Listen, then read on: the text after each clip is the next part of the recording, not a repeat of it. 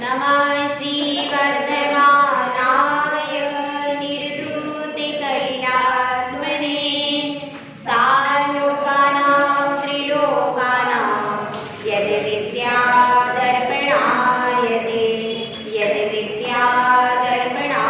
ते पंच परमेष्टि भगवान की जय। 1008 श्री शांतिनाथ भगवान की जय। परम पूज्य आचार्य श्री आदि सागर महाराज की जय। आचार्य श्री महावीर कीर्ति महाराज की जय। आचार्य श्री विमल सागर महाराज की जय। आचार्य श्री तपे सम्राट सन्मति सागर महाराज की जय। आचार्य पूर्व सुंदर सागर महाराज की जय। अहिंसा मई विश्व धर्म की जय। दिलवाणी माता की जय।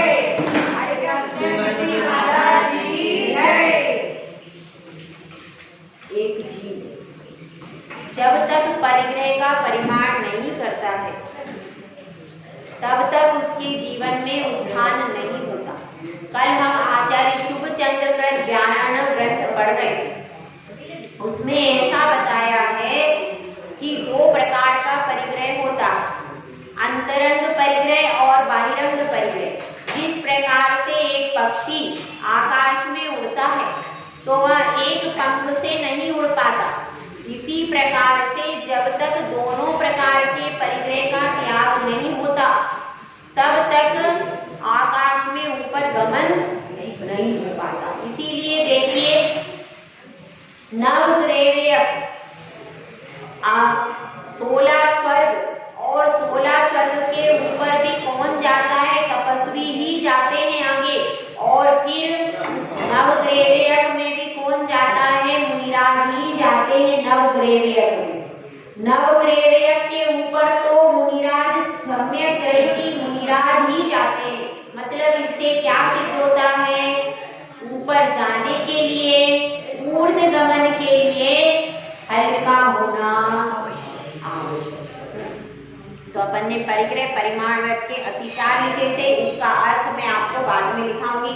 परिग्रह परिमाण में सबको समझा दिया था भाई कल, किस प्रकार से परिग्रह परिमाण करना है। सबने अपना अपना कर लिया है अपने हिसाब से, और नहीं किया है तो कर ले। सब अपने अपने हिसाब से अपनी अपनी क्षमता के अनुसार परिग्रह परिमाण व्रत को कर सकते हैं। ये ऐसा नहीं है कि कोई व्यक्ति इसमें सब अपना अपना परिमाण बना सकते हैं कि नहीं बना सकते, सब अपना अपना। किसी को मैक्सिमम बनाना है तो शुरू में मैक्सिमम बना लो, उसके बाद धीरे धीरे जैसे जैसे आपके कारोबार सिमटता जाए, जिम्मेदारियां पूरी होती जाए, तो उसमें धीरे धीरे कम करते जाए। तो अब अपन आगे चलते हैं। आगे है गुणव्रत। अभी तक प्रकरण चल रहा था अनुव्रत का, अब प्रकरण चल रहा है गुणव्रत का। तो गुणव्रतों के प्रकरण में देखिए सबसे पहले गुणव्रत क्या होते हैं, गुणव्रत की परिभाषा लिखिए। जो गुणों में वृद्धि करते हैं, जिनके द्वारा गुणों में वृद्धि होती है उनको गुणव्रत कहते हैं। जिनके द्वारा गुणों में वृद्धि होती है उनको गुणव्रत कहा जाता है। ठीक है।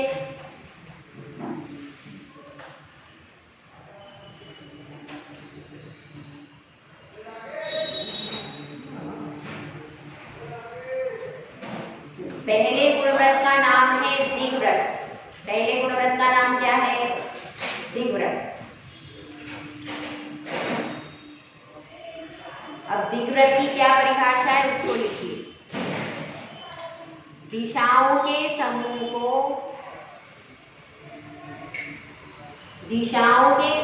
को मर्यादित करके मैं इसके बाहर नहीं जाऊंगा। दिशाओं के समूह को मर्यादित करके मैं इसके बाहर नहीं जाऊंगा, ऐसा संकल्प करना दिग्व्रत है। दिशाओं के समूह को मर्यादित करके मैं इसके बाहर नहीं जाऊंगा, ऐसा संकल्प करना दिग्व्रत है। समझ में आ गया? दिशाओं के समूह की मर्यादित करके मैं इसके बाहर नहीं जाऊंगा, ऐसा संकल्प करना दिग्व्रत है। इसमें 10 दिशाएं बताई हैं। 10 दिशाओं में कौन सी आई थी? पूर्व, पश्चिम, उत्तर, दक्षिण, ईशान, नैऋत्य, आग्नेय और वायव्य, और उसके बाद ऊपर और नीचे। कितनी हो गई? 10। तो इन 10 दिशाओं में वह अपनी मर्यादा करता है। इसमें इतने किलोमीटर, इसमें इतने किलोमीटर, इसमें इतने किलोमीटर। देश वाइज भी मर्यादा बताई थी, समुद्र वाइज भी बताई थी, नदी वाइज भी बताई थी, और कोई अटवी के वन के हिसाब से भी बताई। जिसके हिसाब से जिसको सूटेबल लगे वह 10 दिशाओं में उतनी मर्यादा कर लेता है। अब जैसे ऊपर जाना है तो एरोप्लेन की मर्यादा के अलावा आपको कहाँ जाना है? रोज तो कोई ऊपर जाता नहीं है, तो आपने कर लिया विमान की, जहाँ तक विमान जाएगा वहां तक, उसके अलावा अपना, और वो भी कब? जब विमान में यात्रा करेंगे। विमान में जब यात्रा नहीं करेंगे तब तक हमारा ऊपर जाने का पूरा त्याग कर सकते हैं कि नहीं? कर सकते हैं, उसमें क्या दिक्कत है? तो उसको भी अपन कर सकते। तो विमान की छूट रख लेना। और कब? विमान में जब गमन हो, तो साल में एक आध बार ही होता होगा, एक बार या 2 बार। रोज कौन विमान में बैठेगा? तो इसलिए उसकी विमान की छूट रख करके बाकी तो आप रोज का तो त्याग कर सकते हो, और विमान की छूट, बाकी ऊपर जाने का कोई काम ही नहीं है। इसी प्रकार से तलगर भी करते हो तो आप ऐसा रख सकते हो कि भाई बोरिंग आदि करवाई या कोई कुएं बावड़ी में कभी उतरना पड़ा, उस परिस्थिति को छोड़कर रोज का मेरा त्याग, रोज क्यों कौन तलगर और कुएं में उतरेगा? तो कम से कम ऐसा तो कर सकते हैं कि नहीं?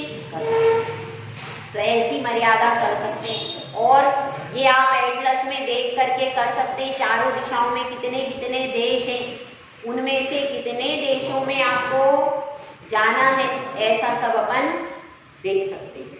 ठीक है, तो अब इसमें आप देख लीजिए, विव्रत का प्रकरण चल रहा है। अभी अपने को परिग्रह परिमाण व्रत के अतिचार रह गए, उसकी परिभाषा आपको लिखवा देंगे। सबसे पहले अतिवाहन। अतिवाहन का अर्थ है अधिक सवारी रखना। अतिवाहन का अर्थ क्या है? अधिक सवारी रखना। जैसे हमने इसमें गाड़ियों का भी परिमाण किया जाएगा भैया, क्या समझ में आया? 1 गाड़ी रखना है, 2 गाड़ी रखना है, 3 गाड़ी रखना है, छोटी 2 व्हीलर रखना है, 4 व्हीलर रखना है, बस रखना है, जो भी रखना है, जितनी भी वाहन रखना है उन सब का परिमाण करना पड़ेगा, और उतना वो ही वाहन आपके नाम पर रहेंगे। ठीक है, कभी आप कहीं किसी दूसरे का यूज कर लिए तो वो बात एक अलग है, परिस्थिति वश यूज करना पड़ा किसी का, वो अलग चीज है। लेकिन अपने स्वामित्व में आपके नाम से कोई वाहन है तो उसका दोष आपको लगे। तो इसलिए वाहन में भी अपने को गिनती करनी पड़ेगी। हम 2 व्हीलर कितने रखेंगे तो उसका इसमें क्या दोष लग जाता है कि हमने वाहन कितने रखे? 4। 1 कार रखी, 2 छोटे वाहन रखे, जैसे करके 4 वाहन अपने नाम से रखे। और कदाचित किसी ने कहा कि भाई कोई बात नहीं, एक और रख लो, तो अपन ने एक और रख लिया। ये क्या हो गया? ये हो गया अतिवाहन। अतिवाहन का अर्थ क्या है? हमने जो परिमाण किया था उससे ज्यादा अपन ने सामग्री रख ली, ये हो गया अतिवाहन। उसके बाद क्या है? अति संग्रह। अति संग्रह में क्या है? अनावश्यक वस्तुएं अधिक इकट्ठा करना, जिनकी आवश्यकता ही नहीं है ऐसी वस्तुओं को इकट्ठा करना। अति संग्रह में क्या आएगा? अनावश्यक वस्तुओं को संग्रह करके जिनका हम उपयोग ही नहीं करते हैं उनको बेकार में इकट्ठे करके रख लिया है, फिर उसमें जीव पड़ते हैं, हर साल उनके जीव निकालते हैं, फिर रख लेते हैं, फिर रख लेते हैं, ऐसा करते हैं। ऐसी पुरानी बाप दादा की संपत्ति रखे रहते हैं और संभालते रहते हैं उसको, तो ये क्या हो जाएगा? अति संग्रह, जिसका कोई प्रयोजन नहीं है, ऐसी वस्तुओं का अति संग्रह। तीसरा है अति विस्मय। अति विस्मय में क्या हो जाता है? दूसरे का वैभव देखकर आश्चर्य करना, उसके पास इसकी संपत्ति कहाँ से आ गई, इसने क्या किया है, इसको किसने दे दी, पता लगाओ। तो अपने ऊपर नहीं देखना, दूसरे के पास, उसके पास हार कहाँ से आ रहा है, उसके पास गाड़ी कहाँ से आई है, उसका क्या हुआ है, ऐसे दूसरे का वैभव देख के आश्चर्य करना, ये क्या हुआ, अति विस्मय। ठीक है, दूसरे का वैभव देखकर आश्चर्य करना, ये हो जाएगा अति विस्मय। और अति लोभ, तीसरा कौन सा बताया था, कल लिखवाए थे, ये वही है, अति लोभ लिखवाया था। तो अति लोभ में क्या आएगा, लोभ करना, सामने तो त्याग कर दिया है लेकिन अंदर अंदर सोच रहे हैं अरे मैंने त्याग कर दिया, अब मैं ले लेता तो अच्छा रहता। तो अंदर से त्याग नहीं किया है, अंदर लोभ की, अंदर लेने की इच्छा हो रही है, हो जाएगा अति लोभ। और अति भार वैनानी, पांचवा कौन सा है, अति भार वाहन। अति भार वैनानी में क्या आएगा, बहुत भार लादना, जितनी जिसकी कैपेसिटी नहीं है उससे ज्यादा उस नौकर से काम करवा लेना। ठीक है, नौकर का भी हो सकता है, बहू का भी हो सकता है, बेटी का भी हो सकता है, किसी का भी हो सकता है, समझ में आया। घर में भी आपकी बेटी है या बहू है तो उसको जबरदस्ती डांट करके, परेशान करके बहुत ज़्यादा काम करवा रहे हैं, ये भी अति भारवान में आएगा। कोई भी परिवार का सदस्य भी हो तो भी उसको परेशान करके अत्यधिक, जितनी उसकी कैपेसिटी नहीं है उसकी चाहिए, और हम सुबह से लेकर के शाम तक उसको बैल में जोत रहे हैं, करो काम करो काम करो काम करो, तो खुद भी जुट रहे, खुद तो जुटे ही रहते हैं। कम से कम बैल को घास भूसा तो मिलता है, तुमको वो भी नहीं मिलता, दिन भर जुटे रहते हो काम में। तो वो क्या है, अपने महिलाएं की ज़्यादा गति शक्ति नहीं है तो भी खड़े हैं भैया, 4-4 घंटे 5-5 घंटे बना रहे भोजन, आनंद आ रहा है, तुम्हारा शरीर पूरा थक जाता है, शरीर की चिंता ही नहीं है। अपने स्वयं का भी ध्यान रखो, जितनी कैपेसिटी है उतना काम करो, नहीं तो बाद में घुटने एंड हो जाएंगे, फिर बैठ जाना। बल्कि अपना भी काम कितना करना, जितनी तुम्हारे शरीर की कैपेसिटी है उतना ही फैलाओ। और अपने से नहीं बनता है तो अपने को ज़्यादा करना भी स्वयं के लिए भी लागू होगा और दूसरे के लिए, परिवार के सदस्यों पर भी जबरदस्ती नहीं, आज मैंने सारा सामान बिगड़ा लिया, आज मुझको सब सफाई करनी है, अरे कल कर लेना, नहीं आज ही करूँगी, ऐसा करते हैं। रात भर जग के काम कर रहे हैं, तो भैया क्या जरूरत है, ज़्यादा पैसा आएगा, तो इसलिए ये क्या हो जाता है, अति भार वहन। और उसके बाद है परिमित पर, हाँ अब ये 5 परिग्रह परिमाणानुव्रत के अतिचार है। ठीक है, अब अपन इसके बाद पढ़ लेते हैं, अभी गुणव्रत चल रहा है ना अपना, ये पूरा हो गया आपका परिवार। इसके बाद गुणव्रत चल रहा है, गुणव्रत की परिभाषा मैंने लिखवा दी। अब गुणव्रत के अतिचार लिख लीजिए। सबसे पहला है क्षेत्र वृद्धि, सबसे पहला अतिचार है क्षेत्र वृद्धि।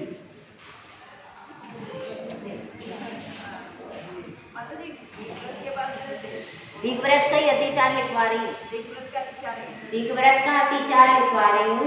दिग्व्रत का पहला है क्षेत्र वृद्धि।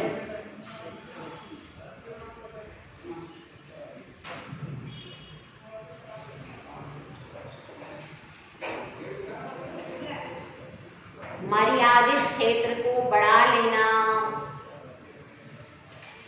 जो हमने मर्यादा बनाई थी कि हमको पाकिस्तान में नहीं जाना, अब क्या कर लिया, घूमने फिरने के लिए चले जाएंगे, और फिर चले गए, ये क्या हो गया, अपन ने क्षेत्र की मर्यादा जो बनाई थी उसका उल्लंघन कर दिया, तो ये हो जाएगा क्षेत्र वृद्धि। दूसरा है विस्मरण।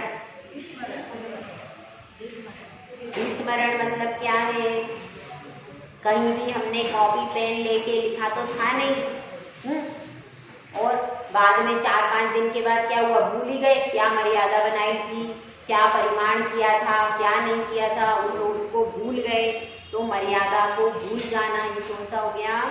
विस्मरण। इसीलिए लिख करके रखना चाहिए ताकि अपनी मर्यादा अपने को याद रहे। उसके बाद है तीसरा ऊर्ध्व व्यतिपात। ऊर्ध्व व्यतिपात, ऊर्ध्व व्यतिपात।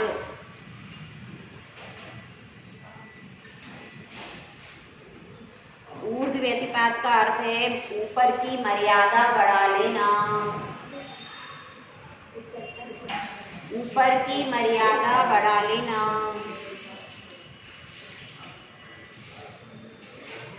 ठीक है, ऊर्ध्व व्यतिपात मतलब ऊपर की मर्यादा बढ़ा लेना।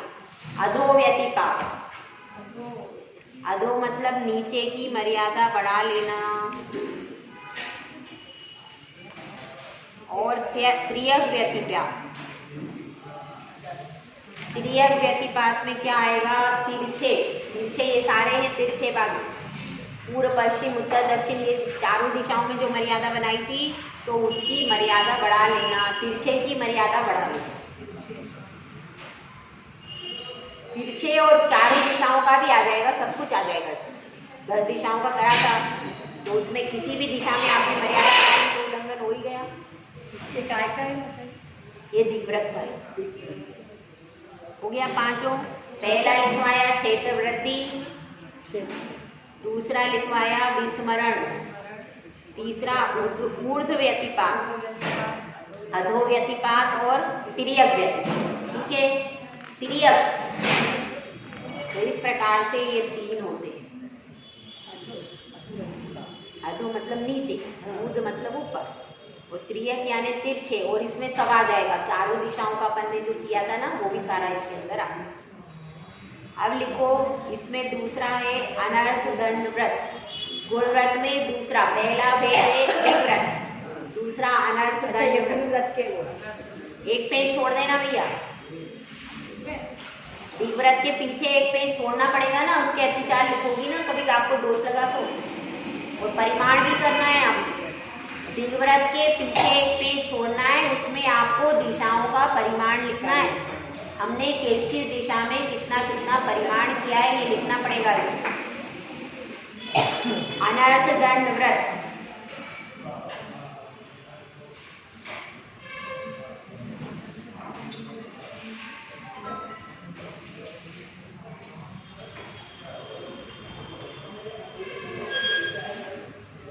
प्रयोजन रहित अनर्थ दंड की परिभाषा लिखो।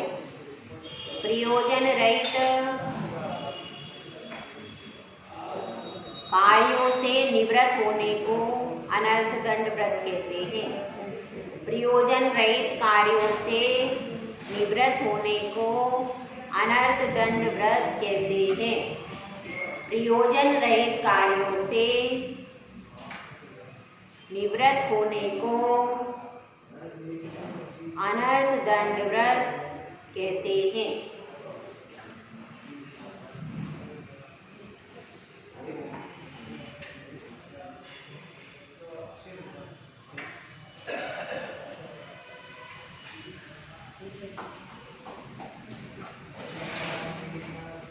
ठीक है, प्रयोजन रहित कार्यों से निवृत्त होने को अनर्थ दंड व्रत। अब इसके अतिचार लिख लीजिए।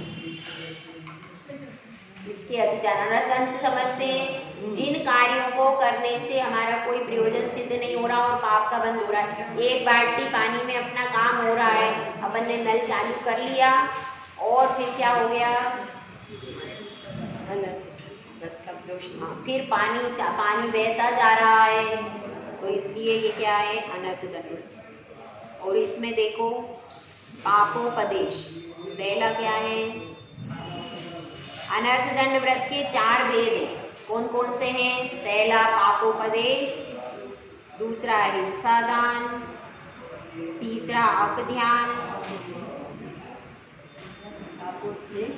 हिंसा दान, अपध्यान, दुष्श्रुति और प्रमादचर्य। अपध्यान, दुष्श्रुति और प्रमादचर्य। अपध्यान, दुष्श्रुति और प्रमादचर्य। पापोपदेश, हिंसादान, अपध्यान, दुष्टि और प्रमाचर्य, ये 5 अनर्थदंड व्रत के भेद हैं। पापोपदेश, हिंसादान, अपध्यान, दुष्टि और प्रमाचर्य, ठीक है। अब इसके 5 अतिचार, अनर्थदंड व्रत के 5 अतिचार लिखिए।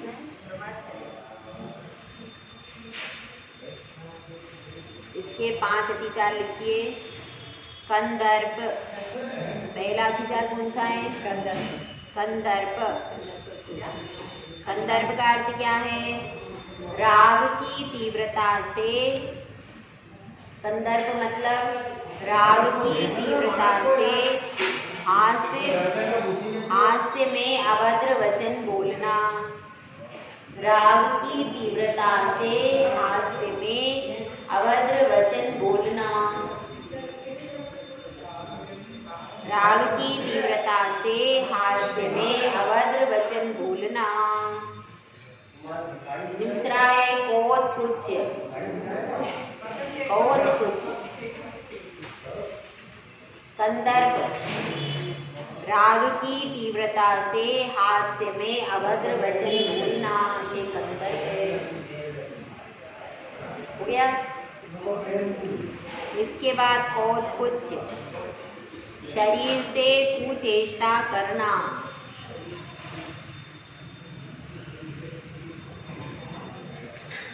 मौखर्य, मौखर्य,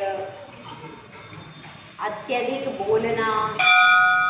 मौखर्य, अत्यधिक बोलना। उसके बाद है अति प्रसाधन।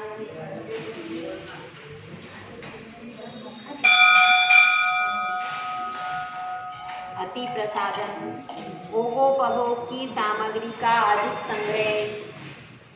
अति प्रसाधन में क्या आएगा? भोगोपभोग की सामग्री का अधिक संग्रह। भोगोपभोग की सामग्री का अधिक संग्रह।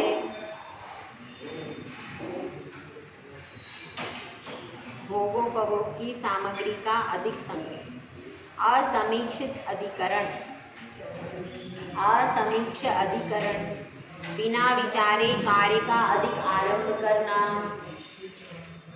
बिना विचारे कार्य का, पहला बोला अति प्रसाधन। अति प्रसाधन, उसके बाद भोगोपभोग की सामग्री का अधिक संग्रह, लिख लिया। अति प्रसाधन। उसके बाद है असमीक्ष अधिकरण। असमीक्ष अधिकरण,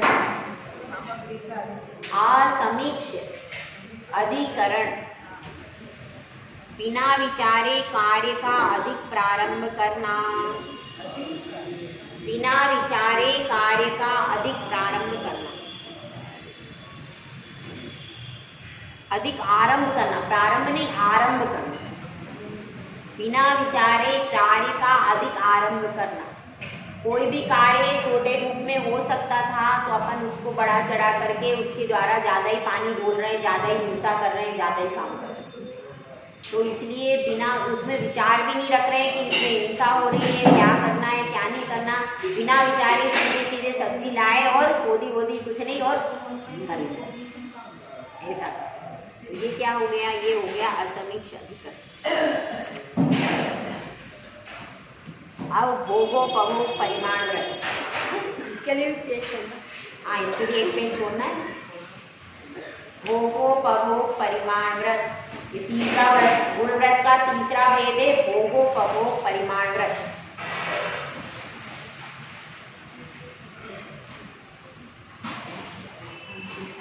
अब इसकी परिभाषा लिखो। पंचेंद्रिय विषय संबंधी आसक्ति को, पंचेंद्रिय विषय संबंधी आसक्ति को कम करने के लिए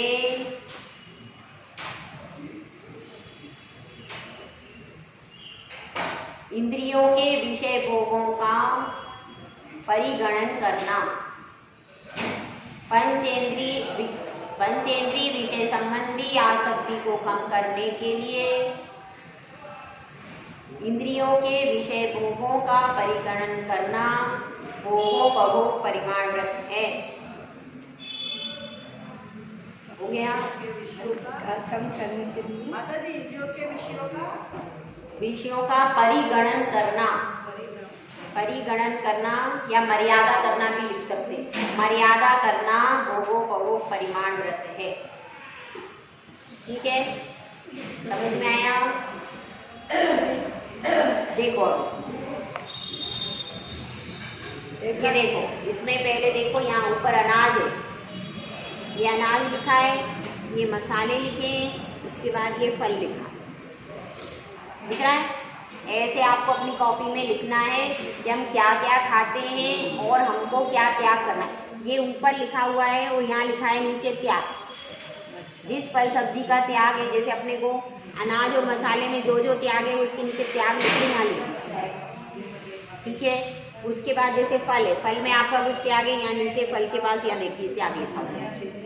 ऐसे ऊपर सारे फल लिख लिए और फल कौन से लिखने, जो आप खाते हो वो लिख लेना ऊपर, और जो आपका त्याग है उसको नीचे लिखते जाना। इस तरह से ये सारे जो आप नहीं खाते हो उसको क्या कर देना, नीचे त्याग में लिख देना। ऐसे अपनी फल की रोज सोच सोच करके गिनती करना, अपन कितने फल खाते हैं, कितनी सब्जी खाते हैं। और इसके बाद पीछे बना हुआ है सब्जी का, इसके बाद ये बना हुआ है सब्जी का। देखो ये सब्जी का बना हुआ है, इसमें जो सब्जी का त्याग है यहाँ लिखा हुआ है त्याग। ठीक है, यहाँ सब्जी का लिखा है। उसके बाद लिखा है ये मेवा, मेवा में ये मेवा लिखी है और यहाँ पर लिखा है त्याग। इस तरह से आपको 4 से 5 पेज में बनेगा। देखो इसके टॉपिक लिख लो आप एक बार। केवल पहला टॉपिक है अनाज, टॉपिक लिख लो आप।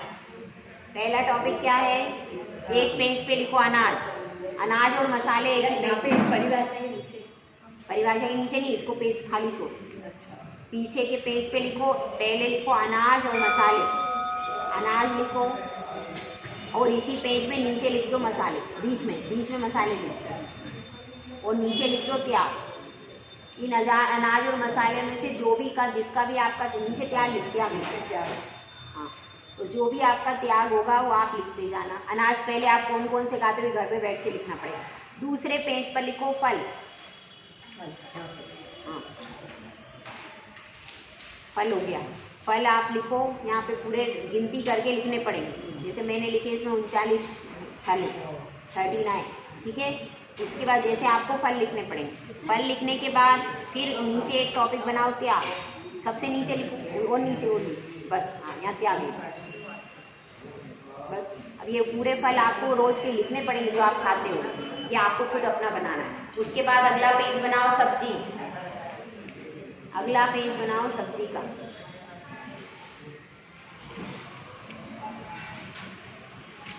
और फिर नीचे लिख दो त्याग। एक पेज सब्जी का बनाओ और नीचे लिखो त्याग। अब इसके बाद अगला पेज बनाओ मेवा का और फिर उसके नीचे लिख दो त्याग। जो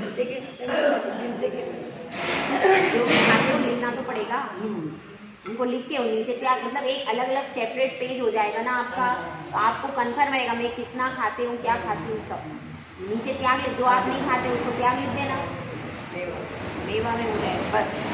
इस तरह से पूरा अपना मेवा में ड्राई फ्रूट आएगा ना, ड्राई फ्रूट ही आएगा मेवा में सारी चीज़ें। और ये मोबाइल में सारी उपलब्ध है लिस्ट, इसको विषय ही देखना हो। मोबाइल में सारी फलों की सब्जियों की सारी लिस्ट उपलब्ध है, उसमें से देख कर अपनी बना सकते। ठीक है, अब इसके अतिचार लिख लीजिए। ये आपको घर से तैयार करना है अपना अपना, जो भी आप खाते हो उसमें लिख लेना। और किसी को ज़्यादा हो तो अपने 25 की छूट लिख देना, भूल जाते हैं क्योंकि एक बार में याद नहीं आता, एक बार में याद नहीं आता है तो उसमें लिख देना 50 की छूट। फिर धीरे धीरे नीचे लिख देना और फिर धीरे धीरे उसको रोज़ जो खाते हो उसको लिखते जाओ। आज ये खाया, कल ये खाया, धीरे धीरे आपका पूरा हो जाएगा। तो 40-50 से ज़्यादा नहीं बनते। अब इसमें लिखे हमने कितने बने, देखो 30 फल करीब 40 हैं। 40 तो फल हैं और 30 सब्जियाँ हैं, इससे ज़्यादा नहीं होता। अच्छा, 40-30 मतलब 40-50 से 40 से ज़्यादा नहीं होगा। वो मेवा तो अनाज तो वैसे ही कम होगा, अनाज तो कम ही खाते। अनाज में हो जाएगा, अनाज करीब हुए 15-16 से ज़्यादा अनाज नहीं होगा। मसाले 22 हो सकते हैं, 22 से ज़्यादा नहीं होंगे। ऐसे सब चीज़ का लिखना, मतलब हिसाब किताब तो रहे हम कितना खाते हैं क्या खाते हैं, तो ये पूरा लिखना पड़ेगा। ठीक है, अब इसके अतिचार लिख लो, आज इसको कंप्लीट करा दो। ये सारा घर पे तैयार करके लाना है। ठीक है, अतिचार लिखो। हो गया ना माता जी, वापस से बोलो, चार लिखाओगे ना आप? हाँ, इसी के भो के अतिचार लिखो। हाँ, उसी के नीचे लिखो। वो एक पेज में आपने परिभाषा लिखी, वहीं पर अतिचार लिखो। जिस पेज पर आपने पहले परिभाषा लिखी थी उसके नीचे अतिचार लिखो।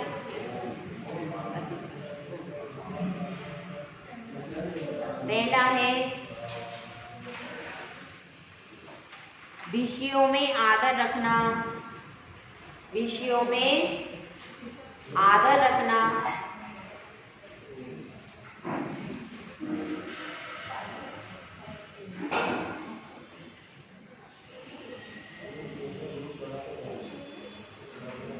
विषय में आदर रखना मतलब अपन त्याग तो कर दिया है, पर बार बार कोई को देख रहे हैं तो अरे खा लेता। मतलब विषयों के प्रति आदर भाव है, निरादर भाव नहीं। कह रहे मेरा सौभाग्य है कि मुझे त्याग करने का अवसर मिला। भाव कैसा होना चाहिए कि अच्छा है, अपना त्याग है, अपन ये पाप से बच रहे हैं, ऐसी भावना होना चाहिए। तो अपना क्या आदर भाव है कि भाई मिल जाए तो विषयों में आदर भाव रखना। दूसरा है अनुस्मृति। अनुस्मृति, अनुस्मृति में क्या है? भोगे हुए विषयों का बार बार स्मरण करना। भोगे हुए विषयों का बार बार स्मरण करना। भोगे हुए विषयों का बार बार स्मरण करना। ठीक है,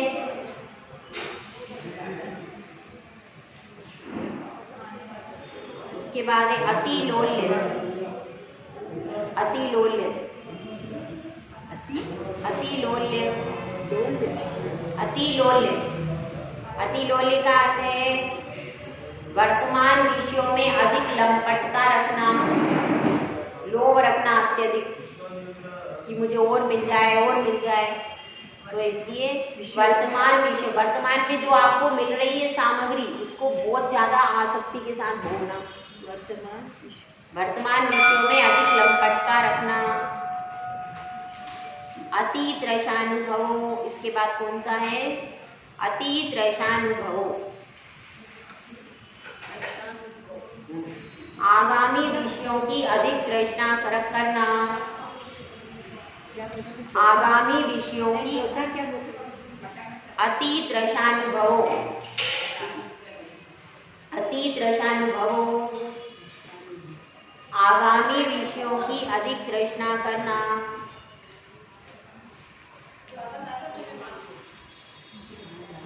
आगामी विषयों की अधिक तृष्णा करना।